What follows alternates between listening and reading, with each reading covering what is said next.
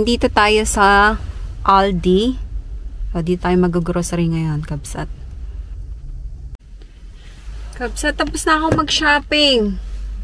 Nandito ako sa bahay, sa labas. Kasi sabi ko, isasalansan ko nga muna sana itong mga pinamili ko. Eh, yung susi pala, wala dito sa sasakyan. Yung susi ng bahay na andun sa asawa ko. Eh, yung asawa ko pumunta dun sa ano. Yung mag-ama ko pumunta doon kila Sandra. Hinatid ko bago ako mag-grocery.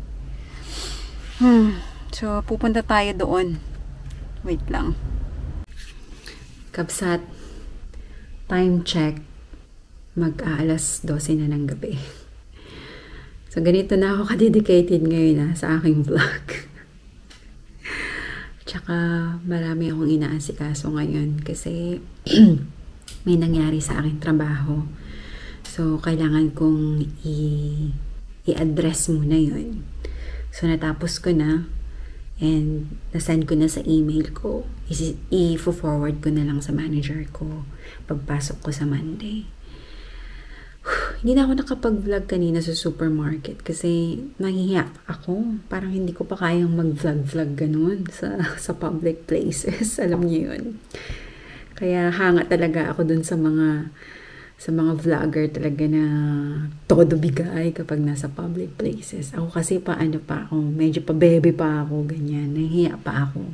Kasi baka mamaya, iniisip ko kasi lagi baka maka-invade ako ng, ng space or ng privacy ng ibang tao. So, ayoko ng ganon.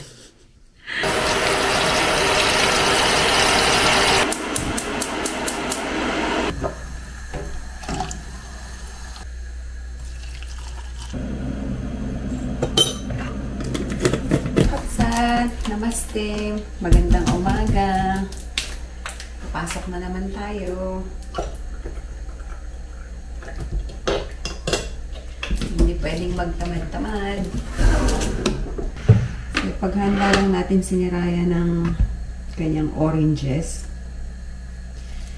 Kasi siya, may school club siya ngayon. So, alas 4 pa masusundo siya ng asawa ko.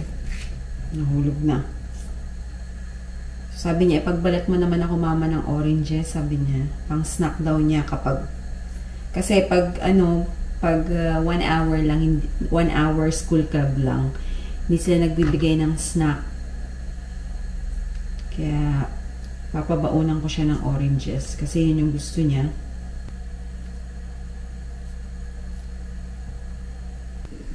Ito naman ang aking baon. Yan ang pinaka-dessert ko.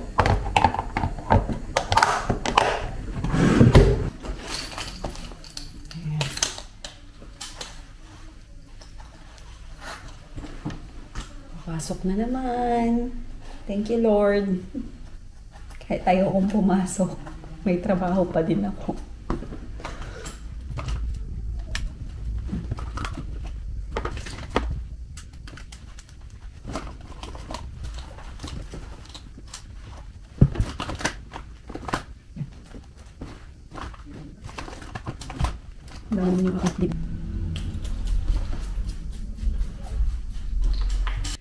Okay, so magsha-shoutout muna tayo kasi nakagayak na ako.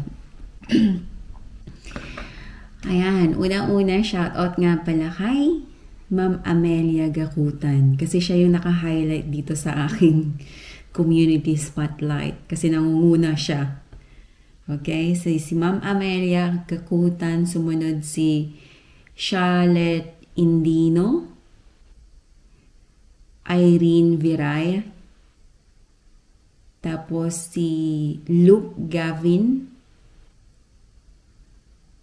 at Grace Magos. So, ayan yung naka-highlight, hinighlight ni YouTube. So, ayan, hello po. Maraming pong salamat sa pagsubaybay.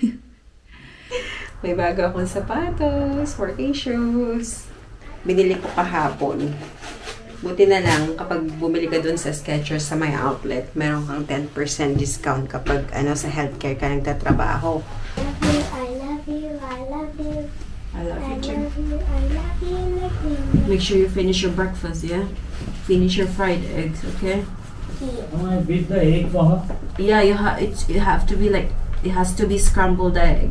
Okay, so I can see it. Okay, I'm getting late. Bye. Love you. Love you. Okay, have to go. Let's stick. Hello, good morning, Kabsat! Namaste! Naimbag na agsapa kanya yung mukha akong pagod at puyat. Dahil, hindi naman ako napuyat pero parang wala akong tulog kasi 2 araw akong pang-umaga. So, ang pang-umaga is parang long day. So, 13-hour shift, diba? Wala akong maayos na tulog. At saka medyo mabigat ngayon yung mga mga naging pasyente ko. Kaya, Mama, you just check, yeah? It might rain. Check, it might rain, yeah? कौन लियो ना राइस कौन लियो ना Rice?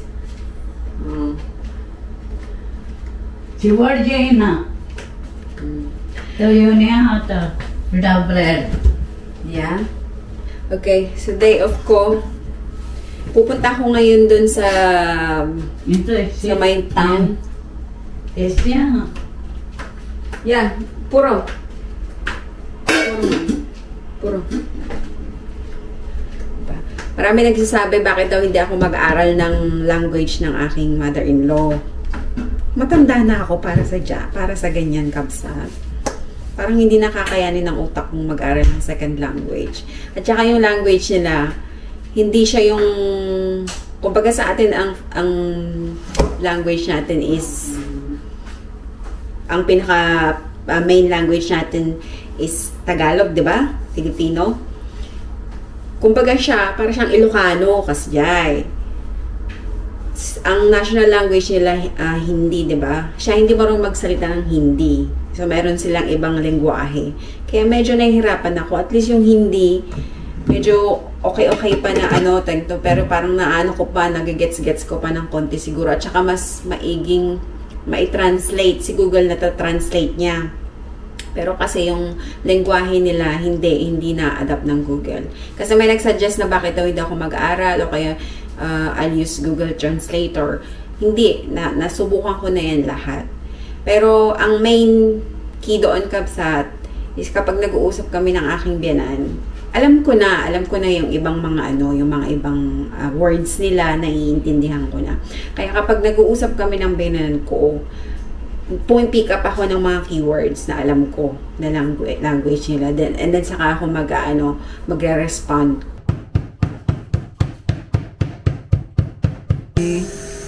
So, 2 kutsara lang kasi tag nito. Ito, 3 kutsara lang siguro kasi tag nito. Ay, hindi, iapatin na natin. Kasi 4 naman siya. So, ayan. Maanghang to. Pero masarap na anghang, hindi siya yung super anghang. Yung masarap ba, yung pagkakaanghang niya. Ayan, tapos ikakalat mo lang siya.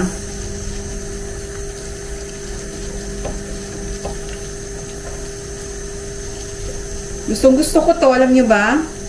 Itong masala na to, gusto ko. Kasi ang sarap ng pagkakagawa ng biyanan ko, laging masarap. Parang ito yata yung pinaka-speciality ng biyanan ko. Itong red masala. Kasi, kahit yung kahit yung daughter-in-law niya na German, tatawag yan kapag pupunta doon yung bayaw ko sa Germany. Tatawag siya, magpapagawa ng ganitong masala. So, ayan, nabook na natin yung salon ni Mami. Ngayon naman ay magbubook tayo ng kanyang doctor's appointment. Kasi yung last time na-miss niya yung appointment niya. Nung tumawag sila sa akin, yung doktor niya, nasa Greece ako, Kabsat. Kasi dito, kapag 2 beses mo na-miss ang appointment mo, doctor's appointment mo, tatanggalin ka nila. Tapos magre-register ka, magbaback to 0 ka ulit. So, mahirap yung gano'n. Matanda na si Mami, diabetic pa siya. Nagme-maintain na siya ng gamot. So, tawagan natin yung kanyang doktor, yung clinic, yung medical center. Hello, hi, good morning. I'm calling on behalf of my mom. Last week, I think one of the GP called me, and they said that I need to call to book an appointment for her. What's the patient date of birth? It's the And her name? Adelina. Let's have a look. Thank you. Okay, what's the appointment for then? I'm not sure. I think it's regarding with her medication.